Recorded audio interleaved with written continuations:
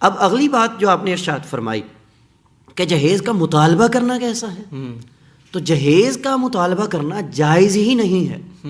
اس کی وجہ یہ ہے کہ نکاح ایک عقد ہے، شریعت یہ کہتی ہے کہ شوہر جو ہے وہ بیوی کو مال دے گا، یہ نہیں کہتی کہ بیوی بھی شوہر کو مال دے گی۔ اللہ اکبر، اللہ اکبر۔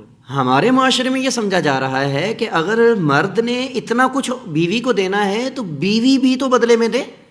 کوئی گاڑیوں کی ڈیمانڈ کر رہا ہے، کوئی بائک کی ڈیمانڈ کر رہا ہے، کوئی جو ہے وہ گھر کی ڈیمانڈ کر رہا ہے، کوئی کسی چیز کی، کوئی کسی چیز کی، اور اس کی بنا پر لڑائیاں جھگڑے تک ہو جاتے ہیں اور رشتے توڑ دیے جاتے ہیں کہ جی یہ چیز کیوں نہیں آئی اس میں، ہم نے تو یہ چیز بھی مانگی تھی۔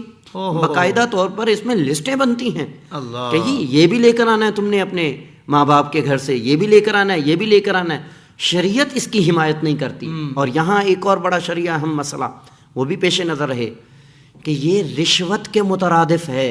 اللہ اکبر، تو رشوت ہو گئی، یہ مال باطل ہے، یہ جائز ہی نہیں ہے کہ اس طرح کی آپ ڈیمانڈ رکھیں نکاح کرتے وقت۔ تو اس لیے جہیز دینا لینا فریقین کی باہمی رضامندی سے یہ ٹھیک ہے، جائز ہے، جتنا مل جائے وہ ٹھیک ہے، اس کا انکار بھی نہ کیا جائے۔